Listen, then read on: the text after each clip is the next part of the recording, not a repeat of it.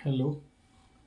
आज हम एक बार फिर आप लोगों के बीच टीवीटी सुपर क्रैश कोर्स 226 के प्लेटफॉर्म पर उपस्थित हैं।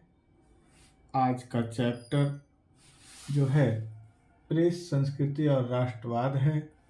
इसके कुछ टॉपिक को हम पहले भी पढ़ चुके हैं और आज उसके बचे हुए टॉपिक प्रेस का धर्म पर प्रभाव के बारे में पढ़ेंगे। जैसा कि हमने पिछले चैप्टर में देखा कि छापाखाना अथवा प्रेस आ जाने से मौखिक संस्कृति लिखित संस्कृति में परिवर्तित हो गई थी और इसका समाज पर बहुत बड़ा प्रभाव पड़ा।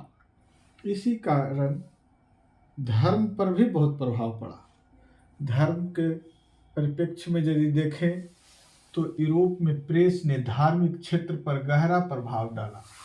राजनीतिक एवं धार्मिक मान्यताओं पर नए सिरे से विचार शुरू हुए। समाज में जो रूढ़िवादी मान्यताएं उपस्थित हो गई थी उसको पर लोगों ने तत्कालीन विचारकों ने लेखकों ने अपना मंतव्य देना शुरू किया। सर्वप्रथम इंग्लैंड में 1370 से 80 के बीच एक विचारक हुए जिनका नाम था जॉन विक्लिफ। इन्होंने चर्च एवं पोप की सत्ता के विरुद्ध आवाज उठाई। इस कारण इन्हें धर्म सुधार का अग्रदूत भी कहा गया। बहुत इंपॉर्टेंट क्वेश्चन है, इसको ध्यान दीजिएगा। धर्म सुधार का अग्रदूत किसे कहा जाता है? ऑब्जेक्टिव क्वेश्चन में पूछेगा तो धर्म सुधार का अग्रदूत कहा जाता है जॉन विक्लिफ को। और इसके बाद एक व्यक्ति हुआ जर्मनी में मार्टिन लूथर। फेमस व्यक्ति है, इतिहास का, किसी परिचय का मोहताज नहीं है।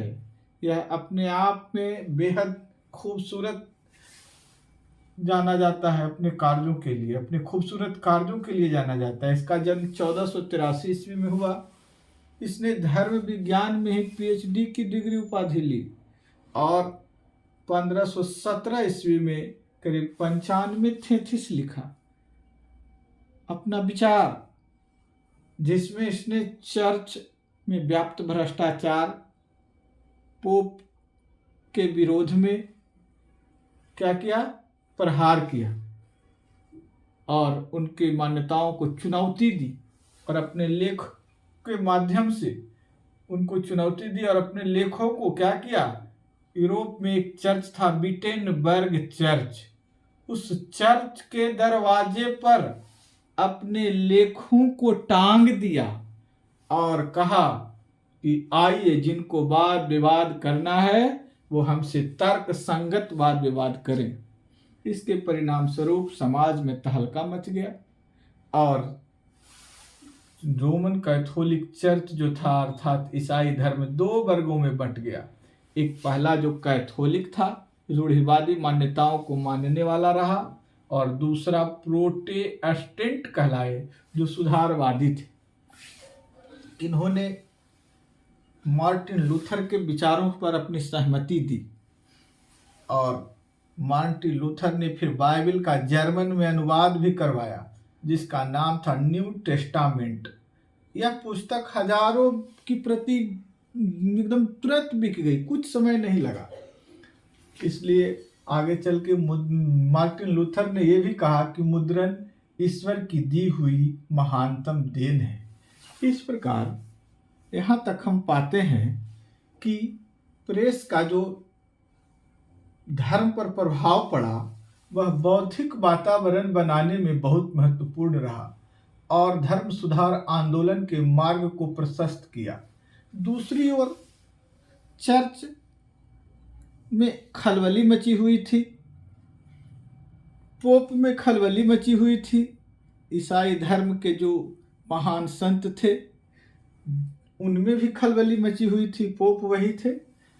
इन्होंने क्या किया कि एक धार्मिक न्यायालय का गठन किया जिसका नाम रखा इनक्विजिशन। इनक्विजिशन एक धार्मिक न्यायालय संगठन था इसका काम था चर्च एवं पोप की सत्ता को चुनौती देने वाले लोगों का विरोध करना। इसी क्रम में मेनोकिया को मृत्यु दंड दे दिया गया। जो इटली का रहने वाला व्यक्ति था मेनोकिया, उसको मृत्यु दंड दे दिया गया। पूछेगा क्वेश्चन में कि किसको मृत्यु दंड की सजा चर्च के धार्मिक न्यायालय द्वारा सुनाया गया था या दिया गया था। कुछ पुस्तकों को प्रतिबंधित भी कर दिया गया। जो भी पुस्तक धर्म के विरोध में या तर्कसंगत बातें लिखते थे ईसाई धर्म के विरोध में, उनको क्या कर दिया गया? प्रतिबंधित कर दिया गया। और छापाखाना का विरोध किया गया, करते हुए कहा गया कि दुनिया के अंत का प्रतीक है। क्या? दुनिया के अंत का प्रतीक है छापाखाना। और जो कैथोलिक एक धर्मावलंबी व्यक्ति थे, पोप थे इरेस्मस, इन्होंने तो किताबों को भिन्न भिनाती हुई मक्खियां तक कह डाली और कहा कि यह दुनिया के प्रत्येक कोने तक पहुंच जाती है, ये विद्वता के लिए हानिकारक है। इस प्रकार हम देखते हैं कि प्रेस का धर्म पर जो प्रभाव पड़ा है वो अपने आप में महत्वपूर्ण रहा है। और इससे 2-3 जो ऑब्जेक्टिव क्वेश्चन बनते हैं उसको हम लोग देख लें। सबसे पहले तो धर्म सुधार आंदोलन का जो अग्रदूत जो थे उनको जॉन विक्लिफ का आपको चर्चा मिलेगा। फिर मार्टिन लूथर का जन्म कब हुआ था और मार्टिन लूथर ने कब कितने थेसिस लिखे, कब लिखे, है ना, और किस चर्च के दरवाजे पर अपने लेखों को टांगा था, विटेनबर्ग, है ना, और रोमन जो ईसाई धर्म था वो कितने वर्गों में बटा? 2 वर्गों में। कौन कौन? Catholic, Protestant. सुधारवादी वर्ग को क्या कहा गया? प्रोटेस्टेंट। कैथोलिक वर्ग को क्या कहा गया?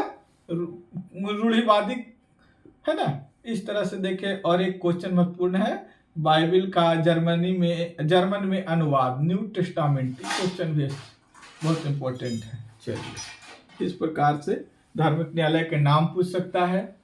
और मार्टिन लूथर का जो स्टेटमेंट है, मुद्रण ईश्वर की दी हुई महानतम देन है, यह किसकी है? तो इस प्रकार से 4-5 यहाँ जो है आपको इरेस्मस का कथन, भिन्न भिनाती हुई मक्खियां किसने कहा, 4-5 ऑब्जेक्टिव क्वेश्चन।